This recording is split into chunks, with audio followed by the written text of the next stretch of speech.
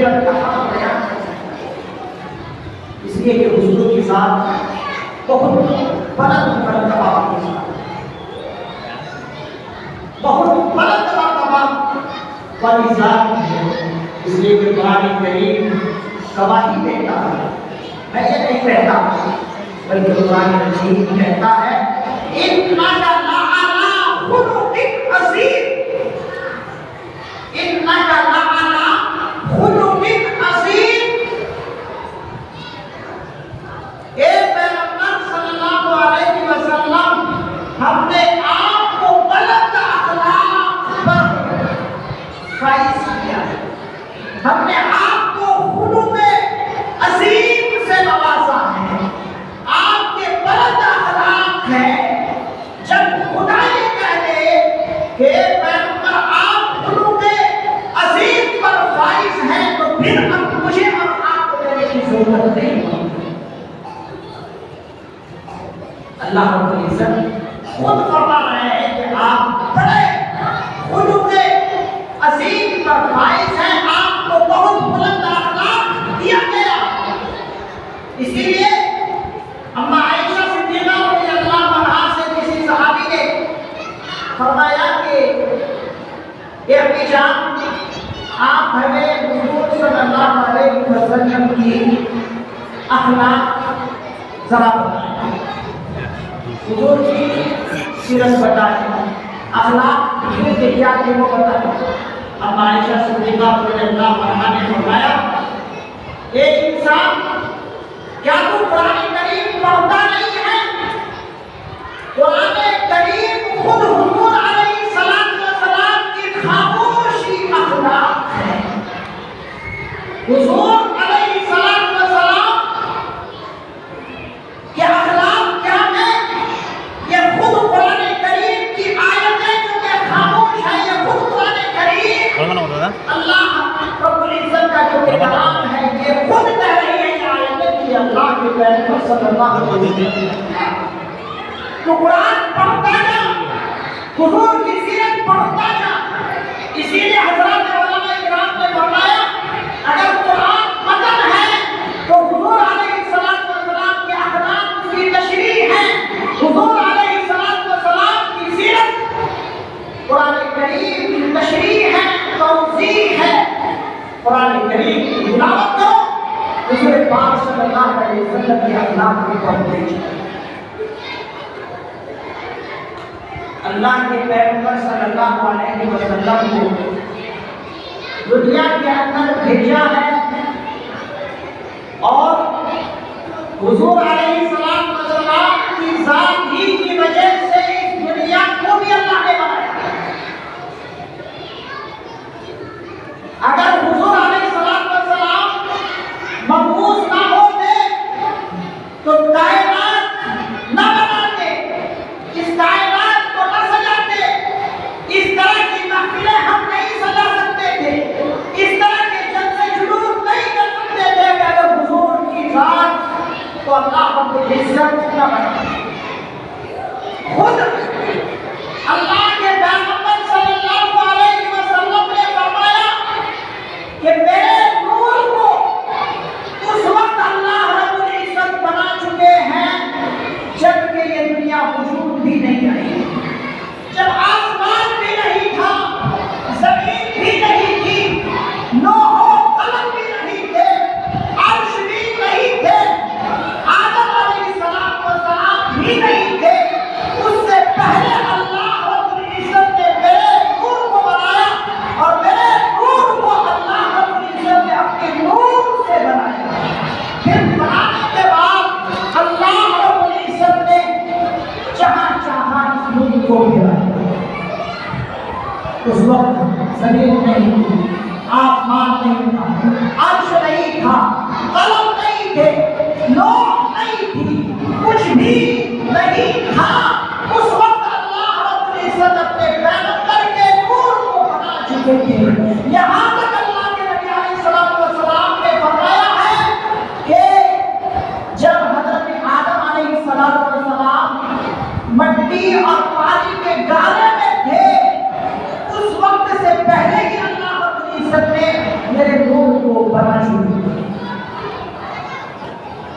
یہ ساری کی ساری باتیں آپ کو میں بہت معتبر کتاب سے بات بتا رہا ہوں، جس کتاب کا نام ہے تذکرۃ الحبیب۔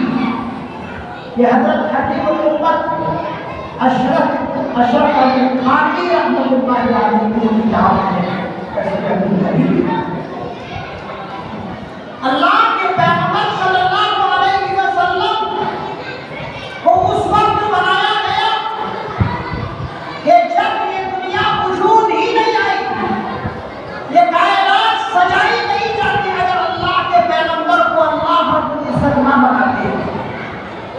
اسی لیے تو آپ نے حضرات ائمہ کرام سے یہ سنا ہوگا کہ اللہ کے پیغمبر صلی اللہ علیہ وسلم سب سے اخیر میں آئے، لیکن آپ کی سیرت کا آغاز اخیر میں نہیں ہے، بلکہ آپ کی پیدائش سے پہلے ہی آپ کی سیرت کا آغاز ہے۔ دیکھنے میں اللہ کے پیغمبر صلی اللہ علیہ وسلم سب سے لاسٹ میں آئے، اخیر میں آئے، لیکن آپ کی ذات عالی اس وقت اللہ رب العزت بنا چکے ہیں، آپ کے نور کو اس وقت بنا چکے ہیں جبکہ یہ آسمان اور زمین نہیں ہے۔ اللہ رب العزت نے اپنے پیغمبر کو خطاب کرتے ہوئے فرمایا، اے میرے پیغمبر، آپ دنیا کے اندر جائیں گے تو اپنی امت کو آپ اخلاق کریمانہ سکھائیں۔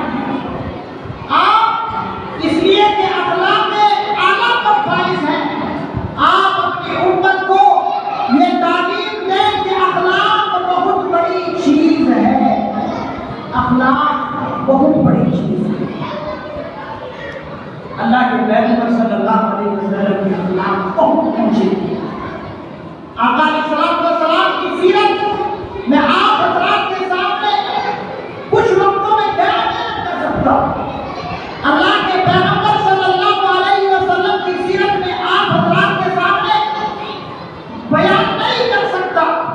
اللہ کے پیغمبر صلی اللہ علیہ وسلم سارے کے سارے انسانوں کے لیے، سارے جنات کے لیے، سارے مخلوقات کے لیے آپ رحمت للعالمین ہیں۔ وما ارسلناک الا رحمۃ للعالمین۔ آپ انسانوں کے لیے بھی رحمت ہے، جانوروں کے لیے بھی رحمت ہے، عورتوں کے لیے بھی رحمت ہے، بچوں کے لیے بھی رحمت ہے، بوڑھوں کے لیے بھی رحمت ہے، نوجوانوں کے لیے بھی رحمت ہے، سارے کی ساری مخلوقات کے لیے آپ رحمت ہیں۔ اسی لیے تو اللہ رب العزت نے جملہ استعمال کیا رحمت للعالمین۔ عالمین کا یہ لفظ بتا رہا ہے کہ آپ حیوانات کے لیے بھی رحمت ہیں۔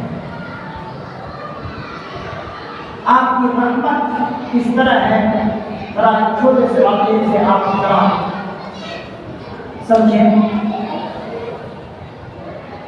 حدیث پاک میں اللہ کے پیغمبر صلی اللہ علیہ وسلم کا ایک واقعہ ذکر ہوا کہ ہرن آپ جانتے ہیں، ایک مرتبہ ایک شکار ایک ہرنی کو شکار کرتا ہے اور اس نے ارادے سے شکار کیا ہے کہ میں اس ہرنی کو شکار کروں گا۔ چنانچہ ہرنی اس شکار کے جانتے ہیں۔ اللہ کے پیغمبر صلی اللہ علیہ وسلم کا ادھر سے گزر ہوا تو ہرنی نے اللہ کے پیغمبر صلی اللہ علیہ وسلم سے یہ بات کی۔ آپ سوچ سکتے ہیں اور کہہ سکتے ہیں کہ ہرنی کیسے بات کر سکتی ہے؟ اللہ کی قدرت میں یہ کوئی کمی نہیں ہے۔ اگر اللہ رب العزت ہمارے اس زبان کے لوگڑے کو بولنے کی طاقت دے سکتے ہیں تو ہرنی کی زبان کو بولنے کی طاقت کیوں نہیں دے سکتے؟ یہ جو زبان ایک گوشت کا موتبہ ہے، اگر اس کے اندر بولنے کی طاقت کسی ذات نے دی ہے تو اللہ کی ذات نے دی ہے۔ اسی طریقے سے ہرنی کے منہ میں بھی زبان ہے، تو اللہ رب العزت نے اپنے قدرت کاملہ سے اس ہرنی کو بولنے کی طاقت دی۔ اس ہرنی نے اللہ کے پیغمبر سے یہ بات بولی، اے اللہ کے پیغمبر، میں آپ سے وعدہ کرتی ہوں کہ کسی طرح سے آپ مجھے تھوڑی دیر کے لیے اس شکار کے جال سے چھڑا دیں۔ کیوں؟ اس لیے کہ جنگلوں میں میرے چھوٹے چھوٹے بچے ہیں، چھوٹے دودھ پلانے بچے ہیں، دودھ پیتے بچے ہیں۔ میں آپ سے وعدہ کرتی ہوں کہ آپ مجھے چھڑا دیں، میں تھوڑی دیر کے لیے اپنے بچوں کے پاس جاتی ہوں اور اپنے بچوں کو دودھ پلا دیتی ہوں، اور آپ سے یہ وعدہ کرتی ہوں کہ میں دودھ پلاتے ہی الٹے پیر واپس آپ کے پاس آ جاؤں گی اور اس قید کے اندر داخل ہوں۔ اللہ کے پیغمبر صلی اللہ علیہ وسلم نے اس شکار سے بات کی، جو شکار کرنے والا تھا اس سے بات کی کہ دیکھو ہرنی اس طرح سے بات کر رہی ہے، آپ جو ہے ذرا اس پر درس کریں۔ وہ شکار کرنے والا اللہ کے پیغمبر کی اس بات پر اجازت دے دیتے ہیں اور کہتے ہیں کہ ٹھیک ہے آپ اس کو حاصل کریں۔ وہ ہرنی وعدے کے مطابق اپنے بچے کے پاس جاتی ہے اور جا کر دودھ پلاتی ہے، دودھ پلاتے ہی واپس الٹے پاؤں جو ہے آ کر قید ہو جاتی ہے، اور قید ہونے کے بعد اللہ کے پیغمبر سے بولتی ہے، اللہ کے پیغمبر سے یہ کہتی ہے، اے اللہ کے پیغمبر، میں پہلے ہی یہ بات جان چکی تھی کہ آپ اللہ کے سچے پیغمبر ہیں اور آپ کی رحمت ہر مخلوقات کے لیے ہے۔ آپ کی رحمت ہی کی وجہ سے میں آج بلکتے ہوئے بچوں کو جا کر دودھ پلا سکی۔ آپ رحمت للعالمین ہیں، میں وعدہ کے مطابق آپ کے پاس آئی ہوں، آپ جس طرح چاہیں وہ فرمائیں۔ شکار جو شکاری کرنے والا ہے ان باتوں پر تعجب کرتا ہے، اور ان باتوں پر تعجب کرتے ہوئے اللہ کے پیغمبر سے وہ شکار کرنے والا کہتا ہے، اے اللہ کے پیغمبر، میں اس ہرنی کی اس بات کی وجہ سے آزاد اس کو کرتا ہوں۔ چنانچہ وہ ہرنی آزاد ہو جاتی ہے۔ آزاد ہونے کے بعد اسی جنگل میں جا کر جہاں پر اپنے بچوں کو دودھ پلا رہی تھی، وہاں پر توحید کا ڈنکا بجاتی ہے اور وحدانیت کا اعلان کرتی ہے کہ درندوں اور پرندوں، ایک چوپاؤ، سمجھ لو کہ اللہ کے پیغمبر صلی اللہ علیہ وسلم دنیا کے اندر آ چکے ہیں، مبعوث ہو چکے ہیں، وہ ساری کائنات کے لیے رحمت للعالمین۔ دیکھیے اس طرح سے جانور بھی اپنے اس پیغمبر کو، اللہ کے ماننے پیغمبر کو جانتی ہے، سمجھتی ہے، پہچانتی ہے، وعدے کے مطابق عمل کرتی ہے۔ ہم ایک ہیں، ہم ایسے ہیں کہ ہم ہی بے گزرے ہیں، ہم ہی شکار ہیں کہ ہم ہی اللہ کے پیغمبر کی ذات کو پہچانتے ہیں، ہم ہی ایسے بدنصیب انسان ہیں کہ ہم اللہ کے پیغمبر کی تعلیمات کو جانتے نہیں، اللہ کے پیغمبر کی تعلیمات کو اپناتے نہیں، اللہ کے پیغمبر کی تعلیمات کو اپنی زندگی کے اندر داخل نہیں کرتے۔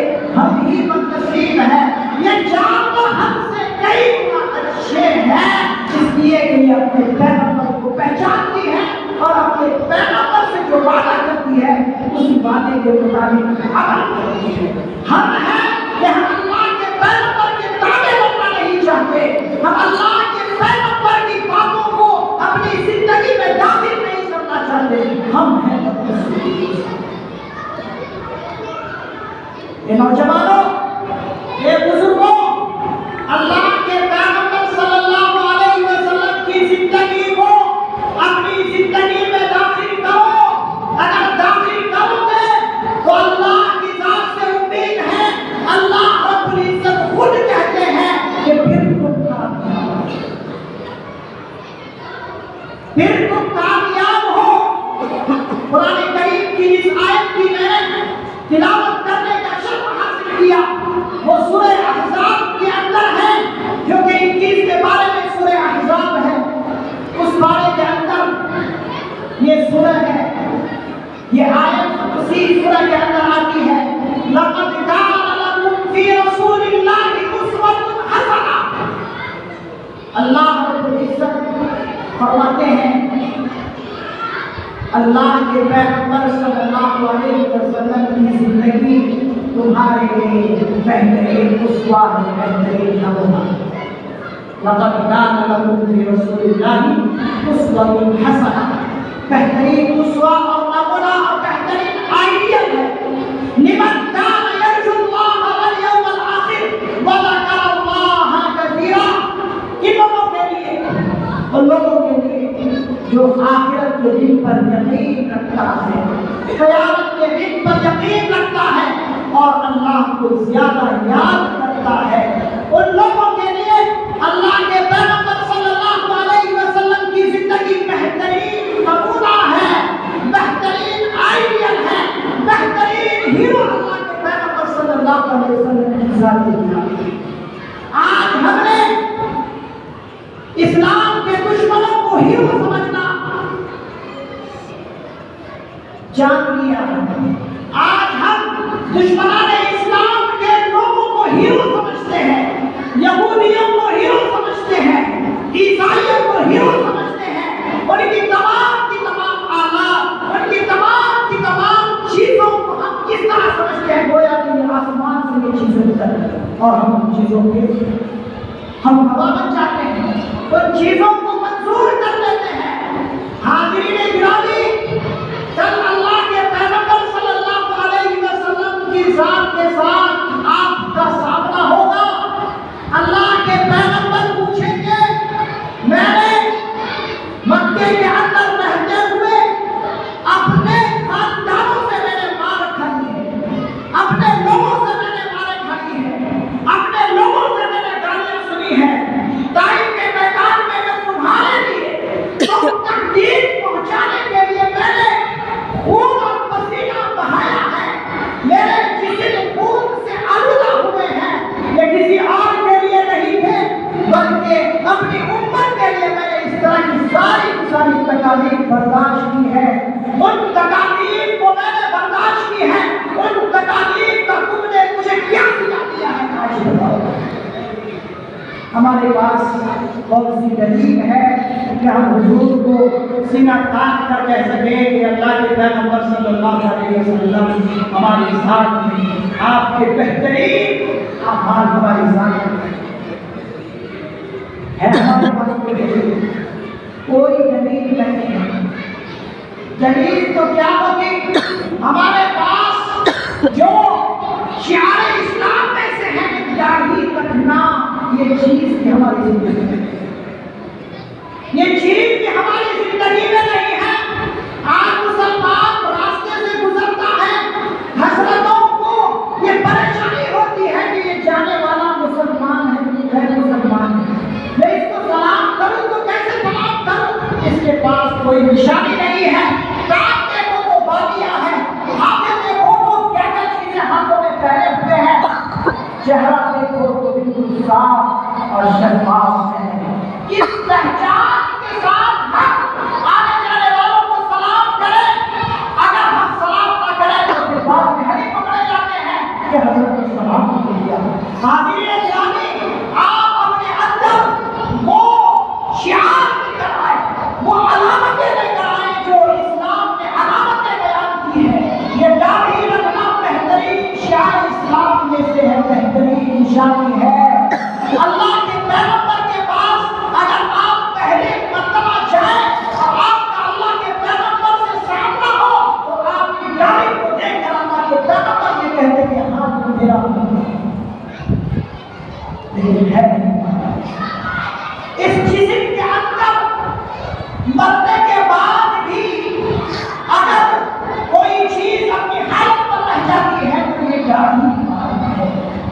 کہ اس کو مرنے کے بعد کوئی انسان کھانا نہیں ہے۔ کوئی چاہے کہ اس کے بدن سے اس گاڑی کو صاف کر دے، کوئی پائی کا لال صاف نہیں کر سکتا، اس لیے کہ یہ شاید اسلام ہے، یہ اسلام کی نشانی ہے۔ اے مسلمانوں، اے نوجوانوں، آج سے عہد کرو کہ ہم اپنی گاڑی کبھی نہیں اڑوائیں گے۔ اگر ہم اڑوائیں گے تو یہ گاڑی کے بال جن پر بے شمار فرشتے رہا کرتے ہیں، ہمارے لیے بددعائیں یہ فرشتے دیں گے، یہ داڑھی کے بال ہمارے لیے بددعا دیں گے۔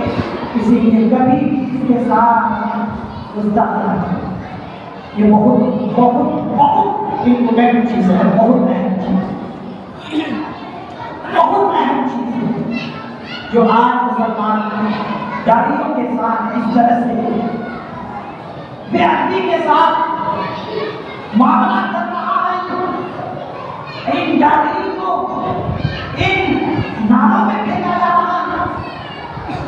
ایسے بھی جسم کے بال کو حضرات فقہائے کرام نے فرمایا ہے کہ ان جسم کے بالوں کو صحیح طرح سے رکھو، یہاں تک کہ یہ جو بازو کے بال ہیں ان بالوں کو بھی نالیوں میں پھینکنے سے، بیت الخلا میں پھینکنے سے منع فرمایا۔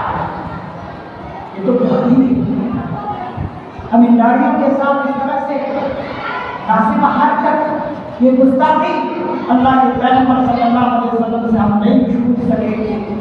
حاضرین گرامی، اللہ کے پیغمبر صلی اللہ علیہ وسلم نے فرمایا لا یؤمن احدکم حتی یکون ہواہ تبعا لما جئت بہ۔ کوئی ایمان والا اس وقت تک کامل ایمان والا ہو نہیں سکتا، کامل مسلمان والا ہو نہیں سکتا جب تک کہ وہ اپنی تمام کی تمام خواہشات کو میری تعلیمات کے تابع رکھے، جب تک کہ وہ اپنی تمام کی تمام خواہشات، چاہے وہ جنسی خواہشات ہو، چاہے اور خواہشات ہو، چاہے وہ دنیا کے خواہشات ہو، چاہے وہ نفسانی خواہشات ہو، ان تمام کی تمام خواہشات کو میری تعلیمات کے تابع نہ کر دے، اس وقت تک کامل مسلمان نہیں ہوتے۔ ہم سب یہ چاہتے ہیں کہ ہم سب کامل مسلمان ہیں، لیکن نہیں، ہم نے اس نفس کو بے لگام چھوڑ دیا، اس نفس پر ہمارا کنٹرول نہیں ہے، اس نفس سے ہم جو چاہے کرتے ہیں۔ اگر یہ نفس یہ کہتا ہے کہ دیکھو اگر اس طرف جاؤ گے تو 20 کی جگہ 25 روپے ملیں گے، 20 کی جگہ 25 نہیں 30 روپے ملیں گے، نفس جس طرح کہا ہم اس کی طرف چل گئے۔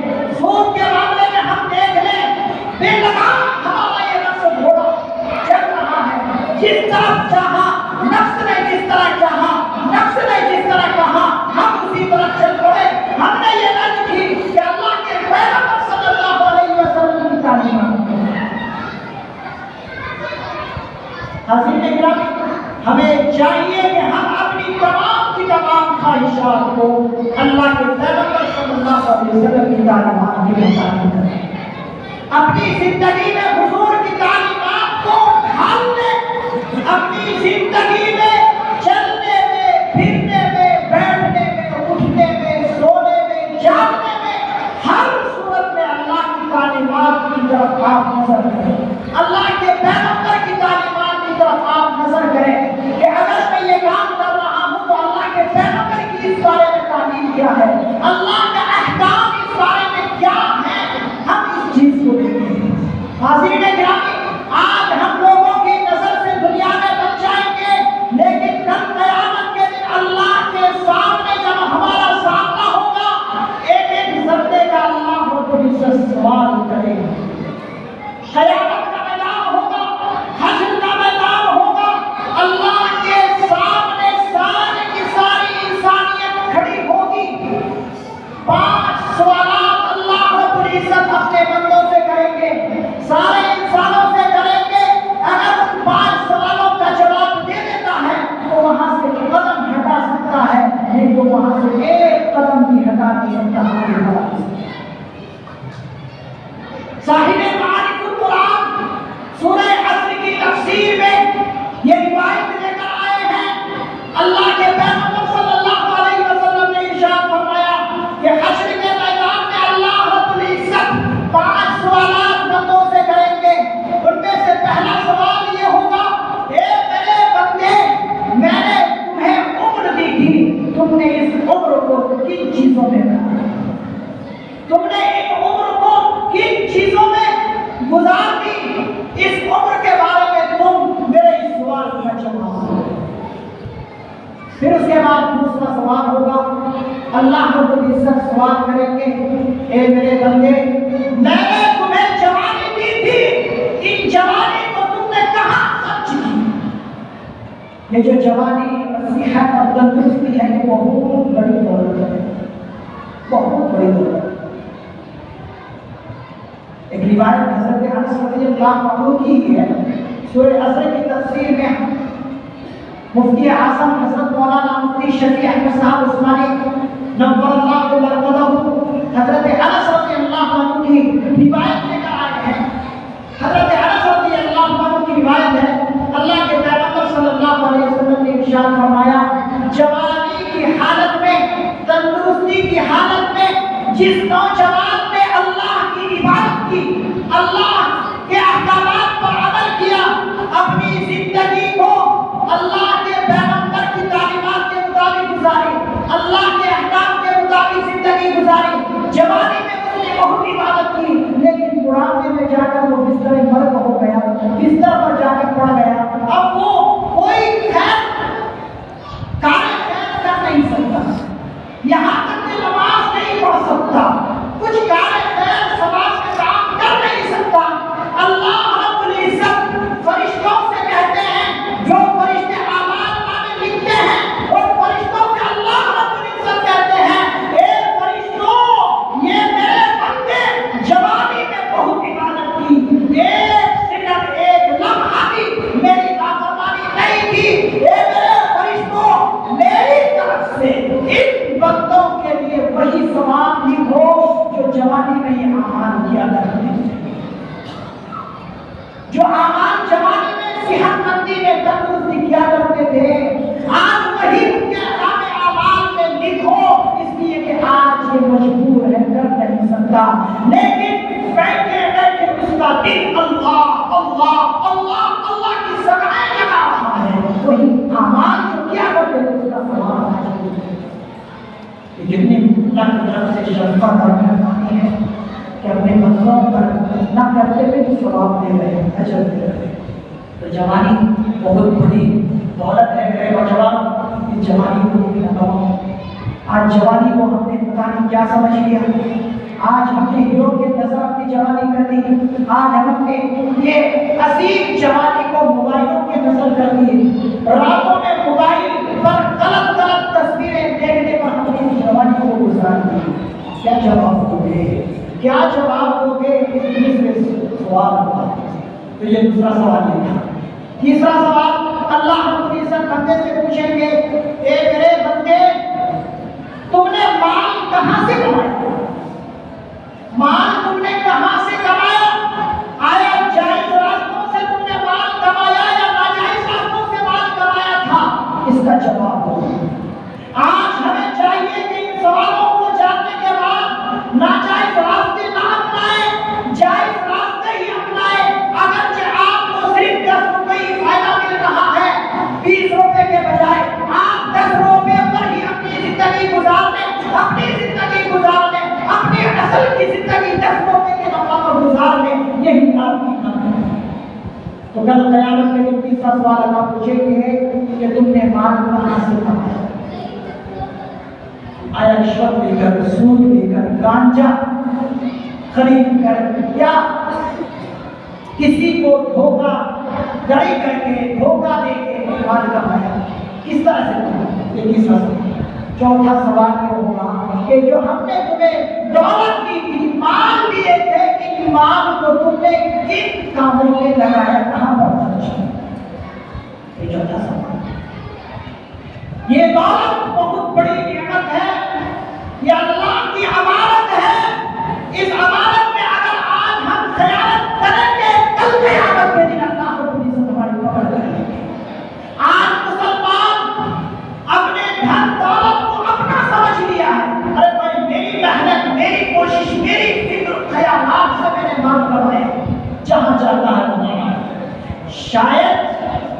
ہماری شادی میں اتنے خرچ ہوتے ہو کہ اتنے شاید پیسے خرچ کرنے کی ضرورت نہیں.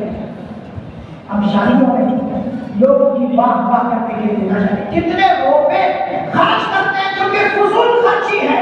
اور فضول خرچی کرنے والا قرآن کریم نے فرمایا یہ شیطان کا بھائی ہے.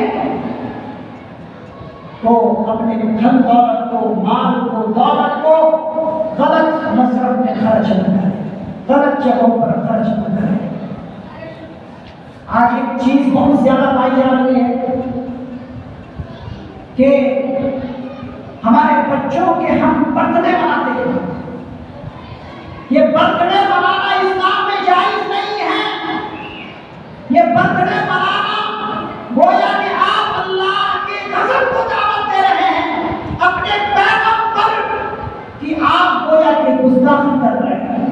جس گھر میں دیکھو بھائی آج ہماری بچی کی برتھ ڈے، ہمارے بچے کے برتھ ڈے، یہ غیروں کے طریقے ہیں جو ہم نے غیروں سے لیا ہے. اور برتھ ڈے میں اور طرح طرح کی ناجائز چیزوں میں ہم مانتے ہیں. یہ 14 سوال تھا. 5واں سوال اللہ رب العزت بندے سے کریں گے میں نے تمہیں علم دیا تھا، تم نے اس علم پر عمل کیا. اب حضرات مفسرین اعزاز فرماتے ہیں اس علم کے اندر صرف حضرات علماء کرام، مفتیان اعظام، فقہاء اعظام، محدثین اعظام صرف نہیں ہیں بلکہ ہر وہ آدمی ہے جسے کوئی دین کی بات سنائی جائے اور وہ سن لے اور اس پر اس نے کتنا عمل کیا اللہ رب العزت اس کے بارے میں. آپ سن رہے ہیں دین کی بات، یہ دین کی بات آپ تک پہنچی، آپ کو گویا کہ ان باتوں کا علم ہو گیا، گویا کہ آپ نے علم حاصل کر لیا. آپ سے بھی کل قیامت کے دن پوچھا جائے گا کہ اس جلسے کے بعد تم نے اپنی زندگی کے اندر کیا انقلاب لایا؟ اس جلسے کے بعد تم نے اپنی زندگی کے اندر کیا انقلاب لایا، کیا سدھار؟ اور علماء حضرات سے پوچھیں. یہ حدیث مبارکہ معارف القرآن کے اندر بھی ہے اور ساری صحیح ستہ میں جو مشہور احادیث کی کتاب میں موجود ہے. میں بہت آپ حضرات سے وقت لے چکا، آپ حضرات سے بہت ادب گزارش کروں گا اور زیادہ وقت لینے پر معافی چاہوں گا کہ آپ حضرات نے معاف فرمانے میں زیادہ آپ کا وقت لے لیا ہے. اللہ تعالیٰ سے دعا ہے کہ اللہ تبارک و تعالیٰ ہمیں ان تمام باتوں پر 100% عمل کرنے کی توفیق دے. ہمارے اس بیٹھنے کو قبول فرمائے، ہمارے اس بیٹھنے کو اللہ رب العزت مغفرت کا ذریعہ بنائے، ہمارے اس جلسے کو پورے گاؤں کے لیے اللہ رب العزت امن پیدا فرمائے. ہمارے اس جلسے کی وجہ سے ہمارا معاشرہ درست ہو، ہماری سوسائٹی درست ہو. ہماری جلسے کی وجہ سے اللہ رب العزت اس کے فائدے کو پوری دنیا کے اندر پھیلائے. اللہ سے دعا ہے اللہ تعالیٰ ہماری تمام باتوں کو قبول فرمائے اور اللہ تعالیٰ ہماری تمام کی مغفرت فرمائے اور پوری مسلمان کی مغفرت فرمائے. یہ تمام نوجوانوں کا اور اس طریقے سے یہاں کی مسجد کی کمیٹی کا اور ہمارے محسن حضرات جو حضرات علامہ کرام ہیں جو آپ کی خدمت کر رہے ہیں ان کا بھی شکر گزار ہو. اللہ تعالیٰ بیٹھنے کو قبول فرمائے، اللہ تعالیٰ ہماری سننے کو قبول فرمائے. دعا فرمائے. درود شریف سارے حضرات پڑھ لیں. اللهم لك الحمد ولك الشكر يا الله. اللهم